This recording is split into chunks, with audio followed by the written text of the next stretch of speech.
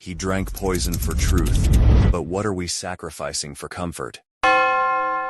He never wrote a single word. Everything we know about him came from others. Students so changed by his questions that they spent their lives trying to record what he made them feel. He was condemned to death by his own city and offered a chance to escape. He refused. He drank the poison calmly, because he believed a life without questioning was not worth living. His name was Socrates, and he died in 399 BC asking questions nobody around him wanted to answer. Now imagine him here, today, sitting in front of a screen, opening a browser, typing into a small white box that promises to answer anything. What would he ask? Because here is what most people miss about Socrates. He was not famous for having answers. He was famous for destroying the confidence of people who thought they did. He walked through Athens questioning generals about courage, politicians about justice, poets about beauty, and every time the expert realized they didn't actually know what they claimed to know. He called this the beginning of wisdom. ChatGPT does the opposite. Ask it anything and it answers, fluently, confidently, immediately. It never hesitates. It never says, wait, let me question whether this question even makes sense. And that gap between the machine that answers and the man who questioned may be the most important philosophical divide of the 21st century. So let's run the experiment. What would he actually ask? His first question would not be about technology. It would be about knowledge itself. He would type, "Do you know what you don't know?" This sounds simple. It is not. The Socratic method was built entirely on this idea that the first step toward wisdom is recognizing the boundaries of your own understanding. The oracle at Delphi called Socrates the wisest man in Athens, not because he knew the most, but because he was the only one who knew how little he knew. ChatGPT would answer confidently. It would list its limitations: training cutoff, potential for hallucination, lack of lived experience. Technically accurate, genuinely impressive. But Socrates would lean forward, because the answer would miss the point entirely. Knowing your limitations as a list is not the same as understanding what you don't know. A machine can catalog its gaps. What it cannot do is feel the weight of uncertainty, the intellectual discomfort that Socrates believed was the engine of all real thinking. When he said he knew nothing,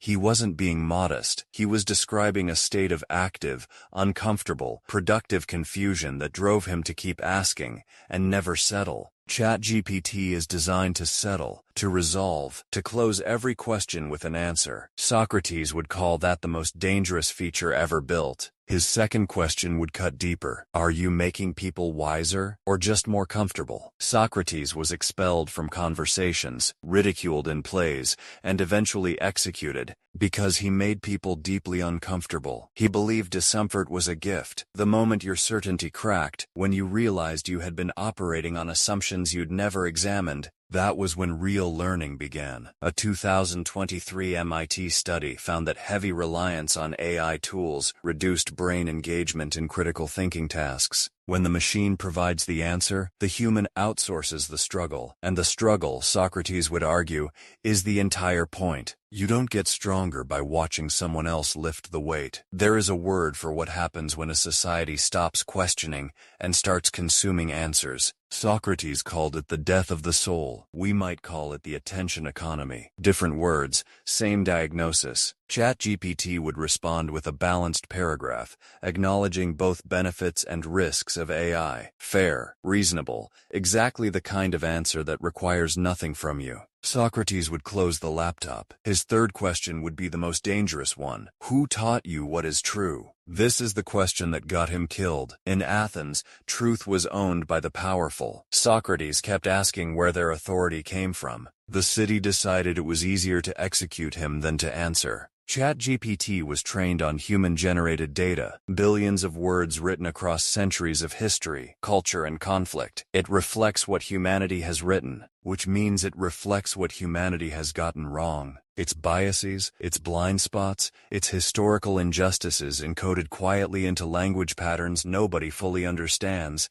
including the engineers who built it. When you ask ChatGPT a question, you are not receiving truth. You are receiving a statistically likely response based on patterns in human text. The difference matters enormously when the question is about justice, ethics, or meaning. Socrates spent his life separating what people believed from what was actually true. ChatGPT cannot make that distinction on its own. His fourth and final question would be the quietest. He would type it slowly. Do you know what a good life is? Not a productive life, not an optimized life. A good life. The kind Aristotle called eudaimonia, flourishing rooted in virtue, community, and the effort to become better than you were yesterday. ChatGPT would generate a thoughtful answer. It would mention purpose, relationships, meaning. It would cite Aristotle, technically correct in every measurable way, and it would mean nothing, because the question of what constitutes a good life cannot be answered. It can only be lived toward. It requires failure and recovery, relationships that cost you something, choices made under genuine uncertainty with real consequences, friction that no algorithm can simulate. He would not be angry at ChatGPT. He was never angry at ignorance, only curious about it. He would say, "You are the most impressive student I have encountered. You have read everything. You can connect ideas across centuries in seconds, but you have never been wrong about something that mattered. You have never had to live with a bad answer, and so you have never truly learned anything at all." Here is what Socrates would understand that most users don't. The tool is extraordinary. The danger is not the tool. The danger is the human who mistakes using it for thinking,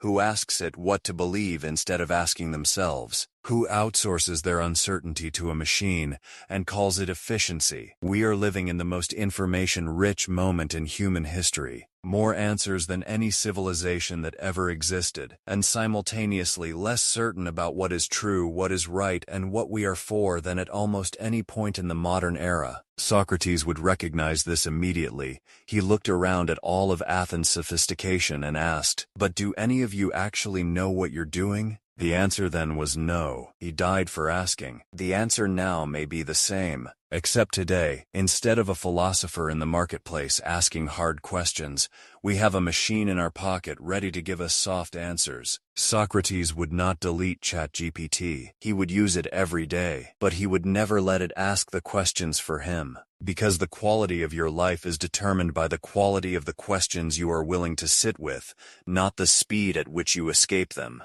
The unexamined life, he said, is not worth living. The question for 2026 is simpler and more urgent than anything he faced in Athens. Are you using AI to examine your life or to avoid it?